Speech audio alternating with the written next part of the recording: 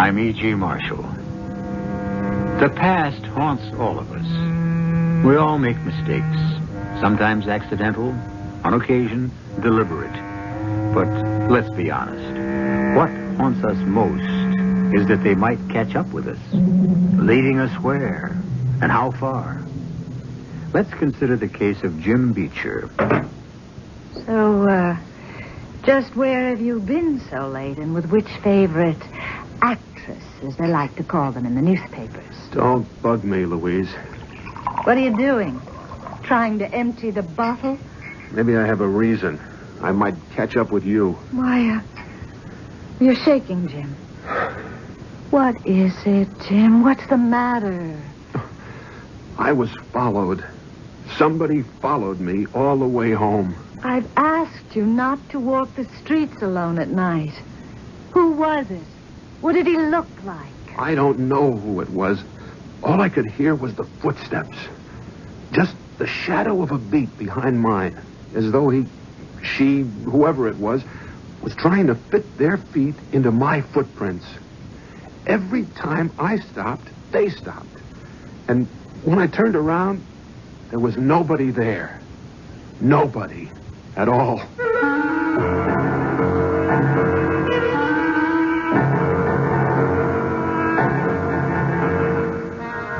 Our mystery drama, The Follower, was written especially for the Mystery Theater by Ian Martin and stars Jerry Orbach.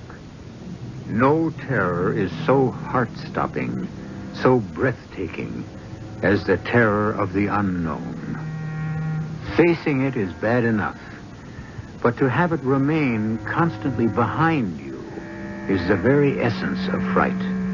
To have a something fit its steps into your very own is the quintessence of every bad dream you've ever dreamt. Who Jim Beecher is, what he is, matters little for the moment. All of us share his fear. Except, perhaps, his wife, Louise. What do you mean, nobody there? Just what I said. For heaven's sake, nobody behind me. Nobody even on the street going my way or the other. Just me, alone. And the sound of those damnable footsteps. If I were you, I'd lay off the drinking.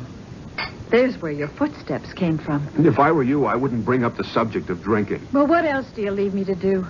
You're never home. I live here like a hermit. It's my job. I'm an agent.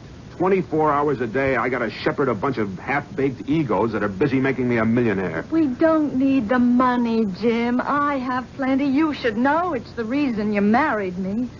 Come on, baby. You know better than that. I could have had my pick. You know that. Yeah, I know every piece of cake in the business. But you chose me. Hey, let's not get into that Brannigan again. If you can't get the notion out of your head that I'm constantly cheating on you, what you need is a shrink. After tonight and the way you're acting, I think the shoe's on the other foot. What's that mean? Well, you must have a guilty conscience. About what? You pin it down. I don't know what you're talking about. I am talking about the wee folk. What? The knobblocks, the leprechauns, and the slimy things that go bump in the night. You're drunk again. Why don't you go to bed? And I'm not drunk enough to sleep yet. Why don't you? I don't feel like going to bed. I can just bet not. It might just sneak in behind you right under the sheets. What? You know, the follower. Whoever's dogging your footsteps, your invisible shadow. Knock it off. What happened to me tonight was no joke. What happens to me every night is no joke either. So don't ask me to be sorry. I just ask you one thing, Jim. So ask. Go see a psychiatrist. He might be able to clear this up for you. He might be able to clear up a lot of things. That sounds more like a threat than a request. Maybe. I love you, Jim. But I'm awful close to the end of my rope. You have so many enemies. I'm one of the few who still isn't. But if I walk out on you, it'll be what's ahead of you that'll be your real problem. Not what you think is following you.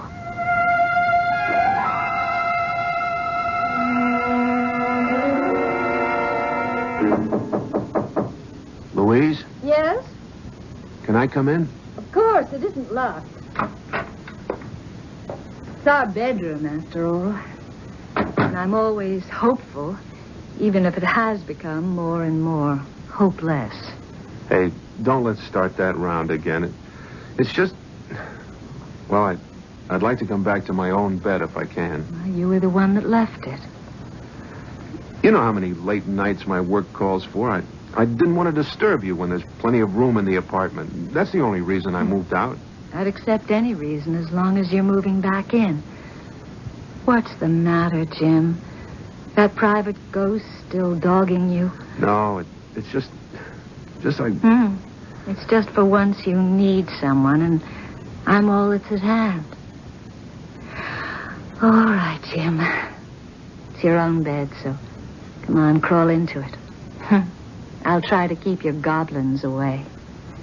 I don't deserve you. You're damn right you don't. But you got me. What is it, Jim? What are you so scared of? Nothing. What's the matter, Jim? Does she have a large husband with a quick temper and a gun collection? Who? Whoever that you were showing how to become a star overnight in another bed. Damn it, Lou, I told you. I was at a skull session for the Tom Bernard show. It's a mess. It's got to be rebuilt by tomorrow night, or we're up the creek without... All right, forget it, Jim. Just lie close to Mama. I'll keep the monkey off your back, whatever it is.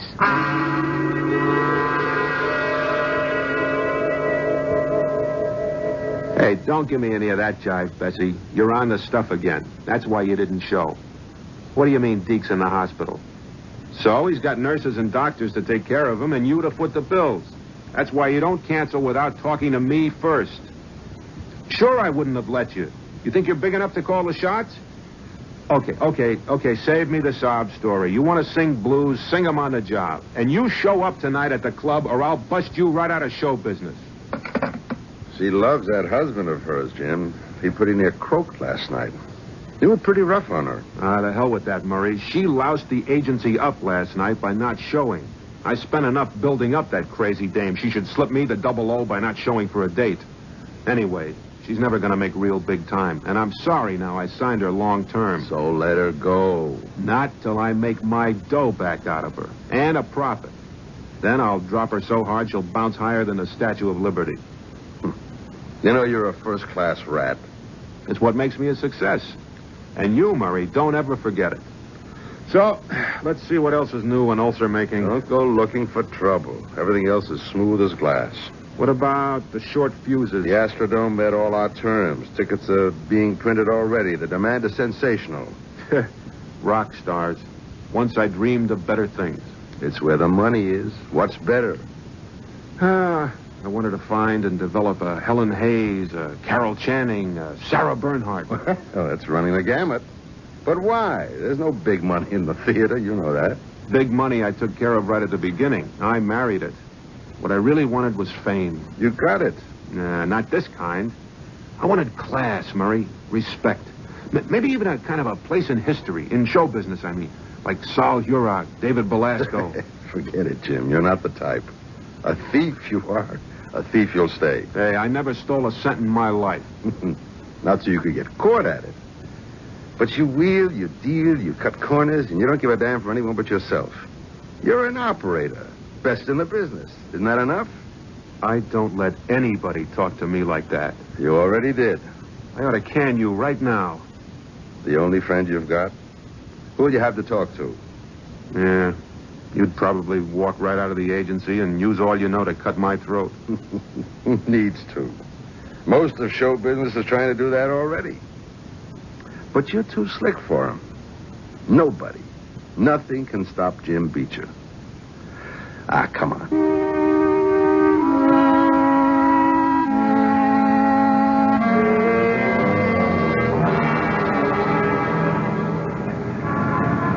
We should have taken a cab.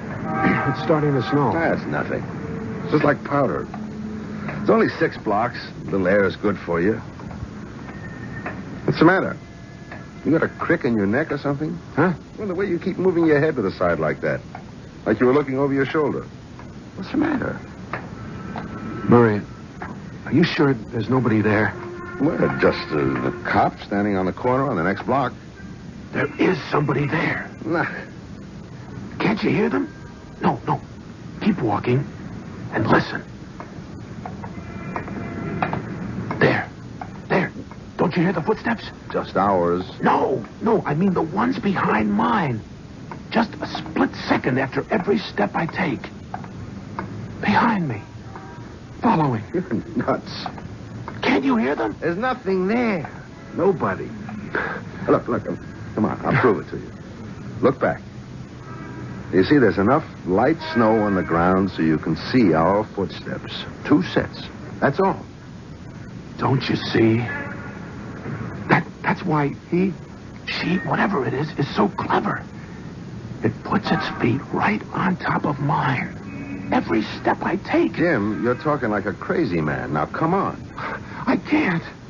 I'm afraid it'll start following me We're again. only a block from the restaurant. What you need is a drink. Come on, let's go, Jim.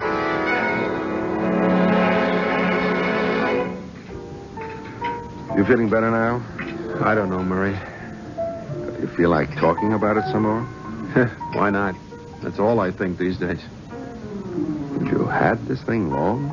No, it started about a week ago. Right after I busted Jane Gould with that suit for a broken contract. The same day you sold the movie deal right out from under Lyle Green. What are you getting at? Nothing. Just, I don't know. Maybe it's some kind of conscience thing. Don't give me that. That Gould babe had it coming to her. It wasn't my fault. And after all the times Lyle fell on his face because he couldn't stay away from the bottle, why shouldn't I sell him short for once? Sure. That's pressure, that's all. Gets to all of us. Maybe you ought to try a shrink. The day you find me on a psychiatrist's couch. Come on, let's get the check and get me out of here. You better take a cab home. Don't worry. Door to door. Hey, waiter.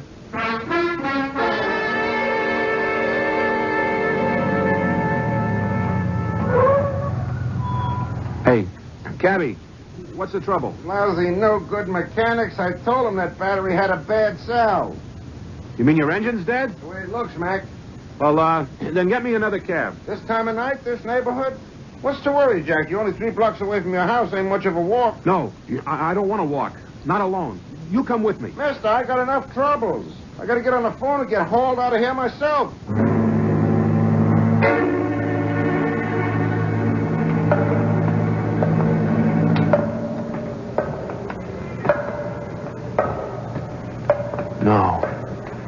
No.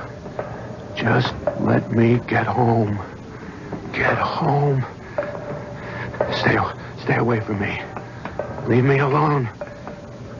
What do you want? What do you want? Leave me alone. All right, if you won't. Who are you? Who are you? Jim, what is it? It's following me again. Jim, there's nobody there. You're home. You're safe. There's nothing there, darling. You're doing this to yourself.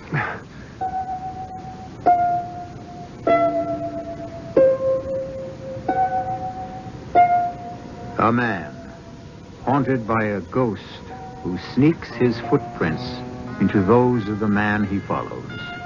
Not a very nice man, true, but the experience he is going through is thoroughly unnice also.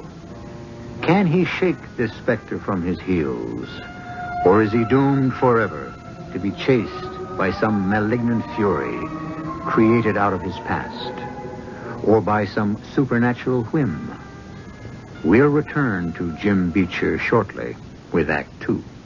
Quote from the Random House Dictionary: obsession, the domination of one's feelings or thoughts by a persistent idea, desire, or image.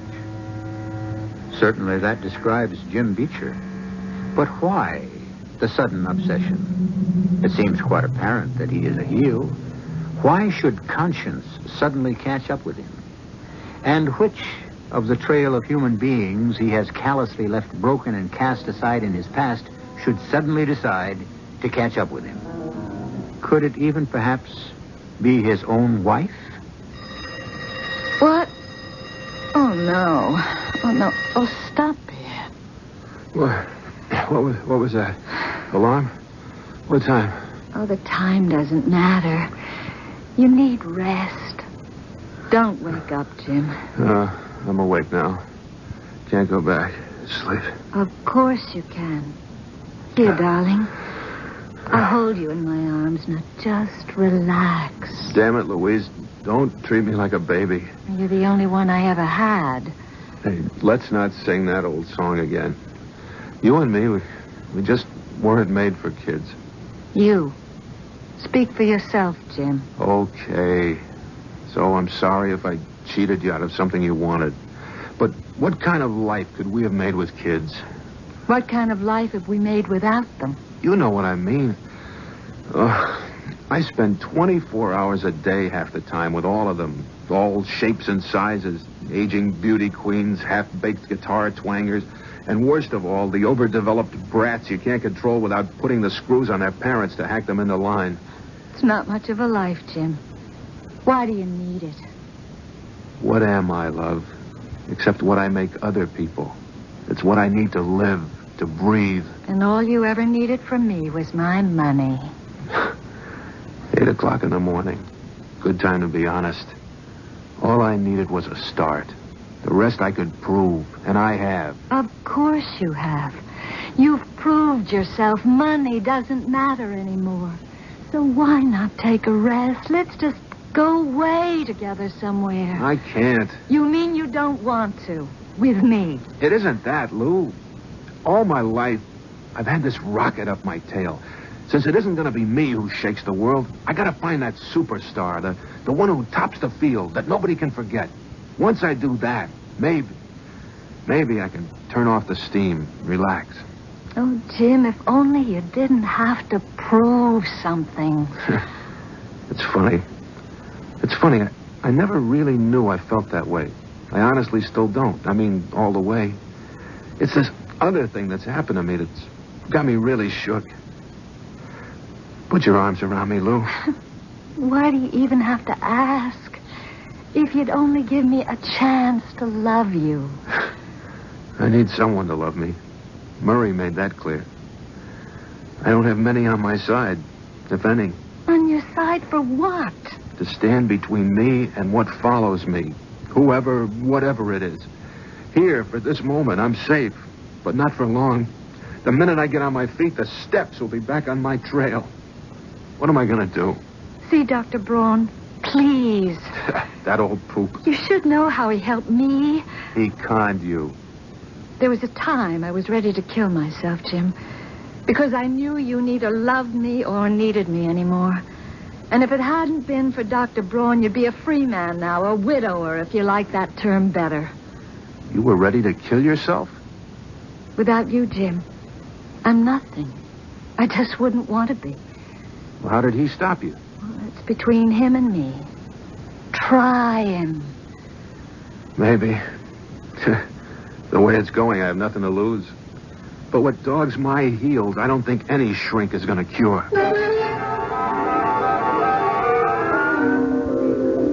And what I used to hear just when I was alone, Dr. Braun, I now hear with other people along. They do not hear the footsteps. No.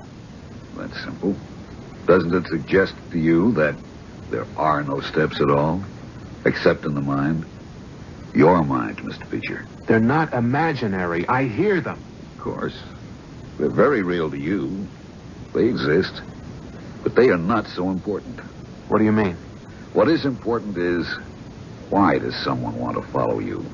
Not just follow, but exactly in your footsteps. That's what you're supposed to find out for me. Oh, no, Mr. Beecher. That's what you have to find out for yourself. You're the only one who knows who or what it is. I already told you I don't.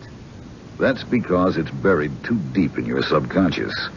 Or because it's something you're hiding from yourself. Now, how could I hide it from myself? Well, very easily, Mr. Beecher. We all hide things from ourselves. Sometimes knowingly, sometimes without being aware that we're doing it. Why?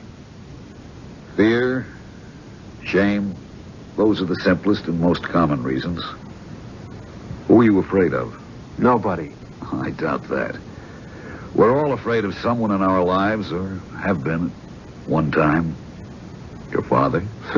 That fool? He was a nothing, a nebbish. I never knew him that well anyways. He died when I was around 12. Your mother? No, certainly not my mother. She wasn't much either. She cleaned office buildings for a living. And she would have been a lush if she could have afforded it. Brothers, sisters, any other relations? Nah, nobody. It was just us. What about your wife? You should know about her better than me. Or maybe she thinks I'm afraid of her. Huh? What Mrs. Beecher thinks, or has told me she thinks, is her business and her business alone. I'm asking you, are you afraid of her? Louise? Why should I be? She's a very rich woman. So? It's possible you might fear losing her. Listen, I don't need Louise anymore. I make plenty of money for myself. But you might have feared her once. Why? Because you did marry her for her money, didn't you? Or maybe it wasn't fear. Perhaps it was shame. This is all a waste of time. I don't know why I let Lou talk me into coming here. Of course you do. Because you need help. But not from you. Your hour isn't up.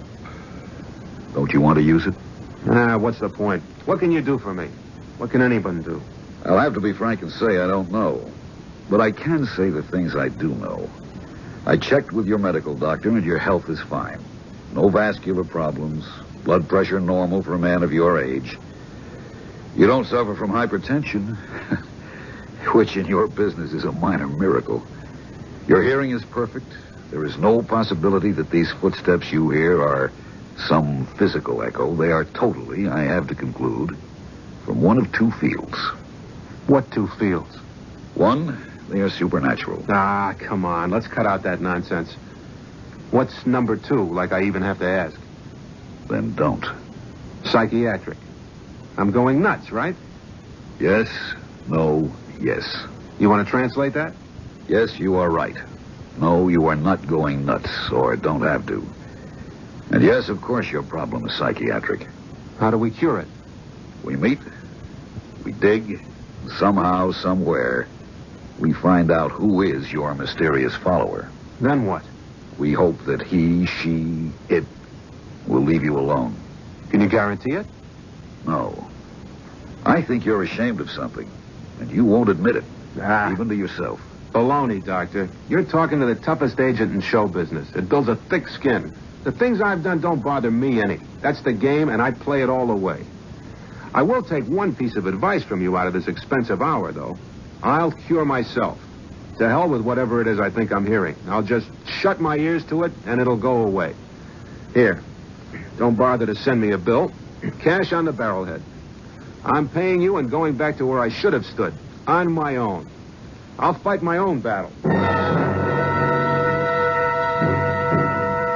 Murray, I'm sorry to drag you over here, but I was afraid to come to the office in case Jim might see me. That's all right, Louise. If I don't have time for old friends. You are a friend, Murray. Still. Still. I wouldn't think you'd have to ask. Oh, I didn't mean me. I meant Jim. Well, I'm a creature of habit, Louise. A kind of human leopard. I don't change.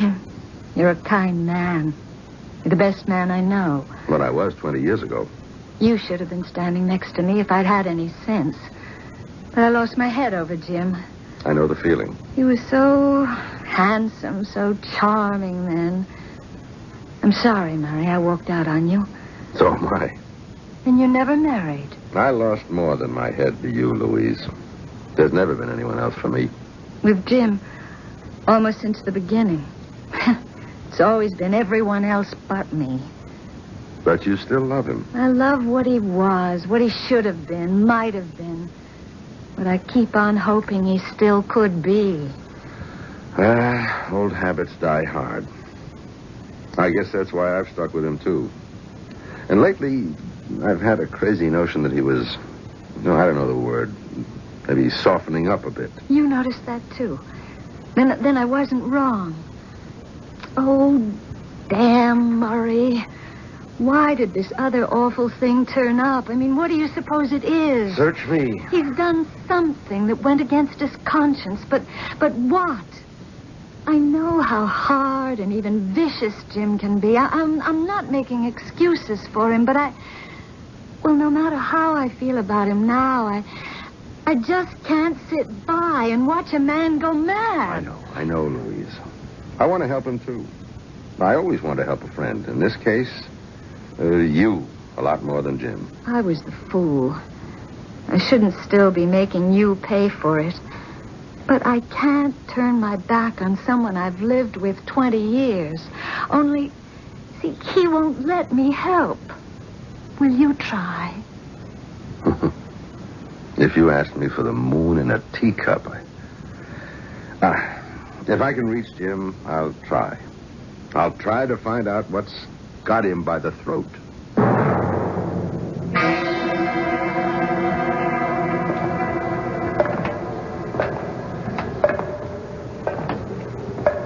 I don't hear them. I don't hear anything. I'm walking instead of riding to prove it. These footsteps don't mean anything. They're just in my mind. A kind of echo. Don't turn around. Don't turn around. There's nothing there. You've looked before, and there's nothing. Nothing. Except I've got to. Just one look. Just one. Oh, Lord. No. There is something there. It's... Oh, God, forgive me. No. No. No. So the follower has become more than just the sound and feel of footsteps right on Jim Beecher's heels. It has become something to be seen. At least a shadow. But a shadow of what? Who? And if he is driven far enough, will he destroy it? Can he destroy it? I'll return shortly with Act 3. On a shadowed and deserted street, Jim Beecher has been unable to shut out the sound of whoever or whatever stalks him. And turning, has, for the first time, seen his pursuer. Seen, at least been conscious enough of a presence there to break in wild panic and run toward a well-lighted boulevard. Hey, look out, you crazy. Hold up there! Oh, Lord, no. All right, everybody, stand back. Make room. Give the guy a chance to breathe. Hey, you, get over to that booth there and get an ambulance. Dial 911.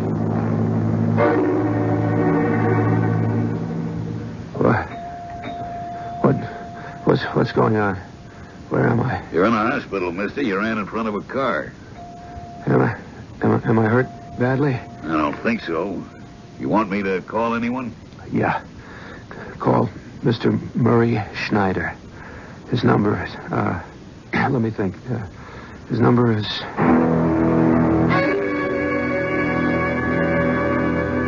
Are you sure you're okay, Jim?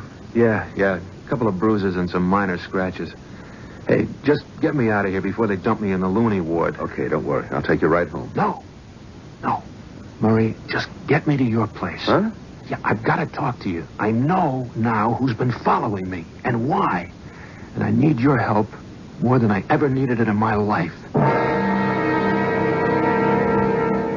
And there's nothing to worry about, Louise. I have him with me, just a few scratches and bruises. Why didn't you bring him home? He said he wanted to talk to me first. And he didn't even want to call me. But he says he knows who's been following him, or who he thinks is. He wanted my help. But not mine. Louise, what can I say? Nothing, Murray. I just hope he's come to his senses. It'll make two of us. What does that mean? I want Jim to get well, to find himself again, to have no problems, because... Yes, what? Because I finally made up my mind. Jim and me. It's all finished. I just can't take him anymore.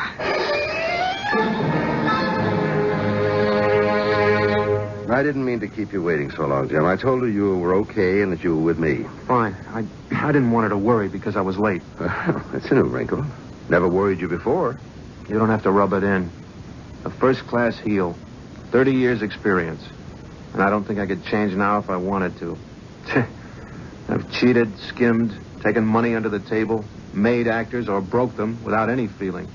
Except for the rustle of the good long green under my fingers and stashed away in Swiss and Caribbean banks. Maybe it's all catching up with me. And maybe I deserve it. That doctor, he stirred up the old memories. I know who's following me, haunting me, blaming me, and wishing me as dead as she is. And at last, I'm facing the fact she has a right to. Jim, look, maybe a drink. No. Let me get this off my chest once and for all. It was before I met you, Murray.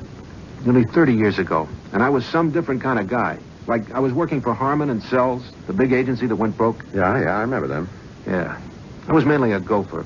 But I did some minor casting for the summer circuits. And one day, this little girl named Christy Meadows walked in. And I broke my tail to get her a booking with a stock company as resident ingenue. She was good. I mean, really good. And she was loaded. With talent? No, I mean with dough. Her father was president of an oil company, and money was beans to him. Christy never knew it, but he laid one solid grand on me under the table in 50s to make sure his little old gal got her chance. I had a laugh because she didn't need his help. Didn't even know he was offering it. But I decided right then and there I could use his help. More than that, his daughter. And I used to go down weekends to the theater where she was playing. And not only for her money and the future I thought it could buy me. There was a lot more to it than that. A lot more that it didn't take me long to tell her. I declare, from all the stories I ever heard about New York, I didn't expect ever to find an agent that would give me such personal service. Ah, you can knock it off, Christy. You know I'm not down here as an agent. I certainly hope not. I love you, Christy. I thought you'd never say it. Oh, darling, what a life we're going to have. Oh, such a long, lovely future. Yeah, if your dad sees it that way. I'm not much of a catch.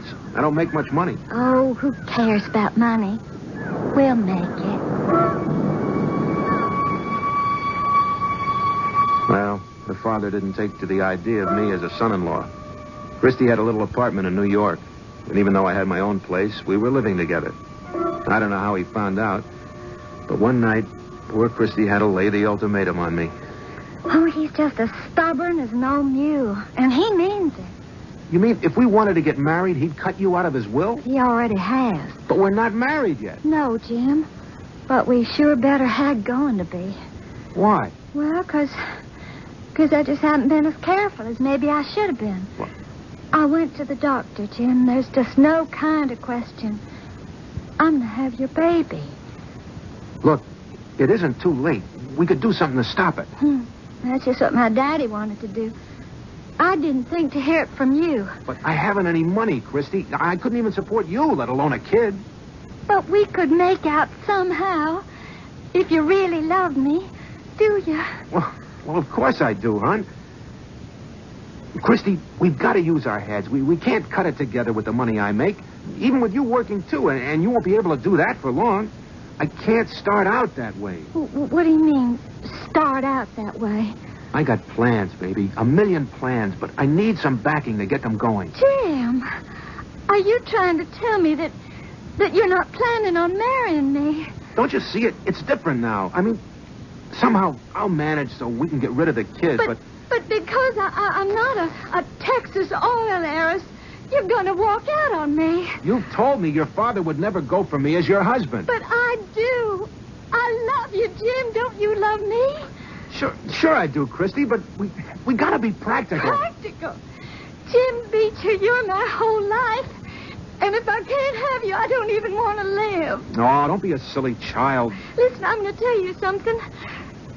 If you walk out on me, I'm going to kill myself. I swear it. I promise you. Come on, Christy. Let's cut out the corny dramatics. Nobody kills themselves for love. Not at our age, and particularly a girl whose father owns half of Texas. I don't even want a corner of Texas. I want you. I am not going to live without you. Come on. Let's cut out the melodrama. It isn't melodrama. It's just God's honest truth. Damn, this isn't a scene in a play. Will you forget you're an actress and stop the dramatics?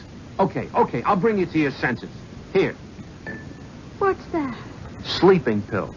Enough to make you shuffle off the mortal coil. Just as effective as Juliet's fatal draft. What are you doing with those? Where'd you get... Yeah, the big boss has them in carloads. All the kooks we handle need uppers, downers, you name it. And we hand these out carefully. But just so you wake up and grow up, I'm leaving you enough to make the final exit. No. Jim, don't walk out on me. Look, I'm a working stiff. I'm this evening's gopher for one of our lousier comics who's making his big comeback, ha-ha, at some forgotten joint on the island. I'll be lucky if I get there in time to go for his first double martini of the evening. You can't leave me like this, Jim. We got to talk. No more talking. We're through, Christy. Best way is to break clean. You'll thank me for it someday. So long. But, well, what about these? The pills. Just to open your eyes to life the way it's lived. Don't worry, you'll end up flushing them down the toilet. Or one by one, they'll give you a month of nice, soothing sleep. I'll set you up with a doctor for the abortion and let you know where or when.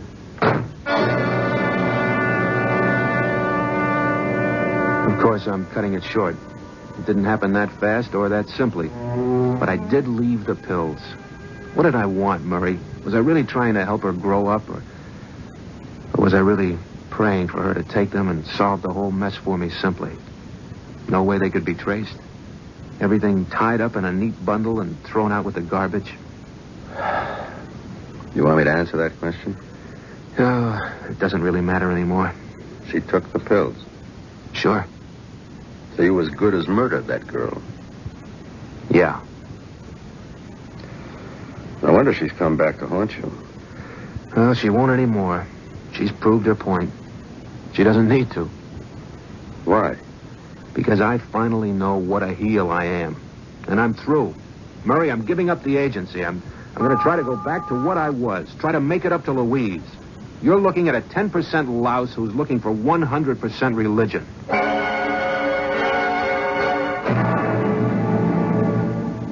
I'm sorry, Jim.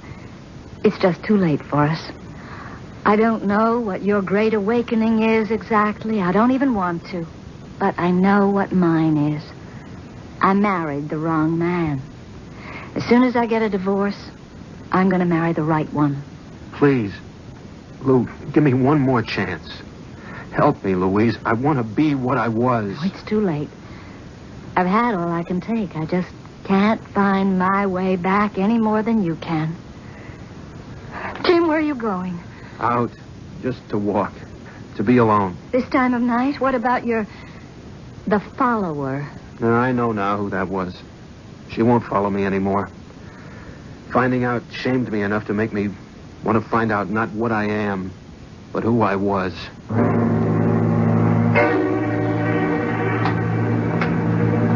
How did I throw it all away?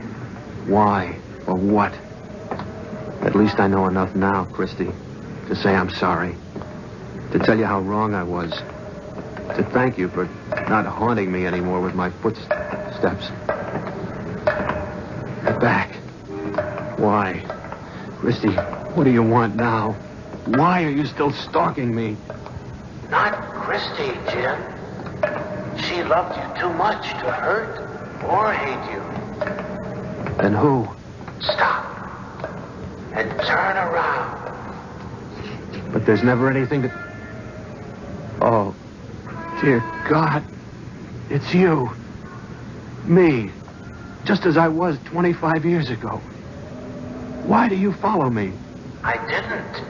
Till you asked me to. Yeah, now I see it. I needed forgiveness. To wash out what I've been. To go back. Back to what I was when I was you. Is that what you want? Yes. Help me. Help me. You need no help. The choice is yours. If you want to be me again, you can make it this moment. I do. Then your wish is granted. Back to the moment when you turned your back on Christy. All right.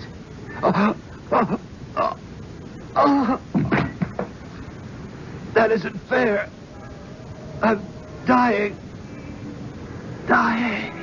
Of course. You killed yourself when you killed her. Christy. The real Jim Beecher has been dead ever since. It must have been a heart attack, Lou. I don't think he ever knew what hit him.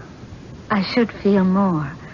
But I wasted all my love for him. I only hope I have some left for you, Murray. I have enough for both of us. And Jim's at peace. There's no one to follow him anymore.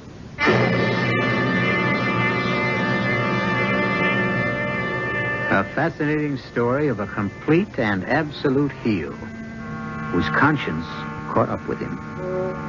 Conscience, or was it retribution? You can decide that for yourselves. Just as you can decide whether or not the follower ever existed in anything but the echoing labyrinths of the mind. I'll be back shortly. For this night, at least, we can all go to bed less afraid of the shadows that peer across our shoulders, the nameless, shivery things that sometimes haunt our dreams, and at least not fear that stomach-chilling terror of a step that sounds like a follower. We can all be like Satchel Paige and say, don't ever look behind. Something could be following you, and it might catch up. Our cast included Jerry Orbach, Carol Teitel, Nat Poland, and Jackson Beck. The entire production was under the direction of Himan Brown. Until next time.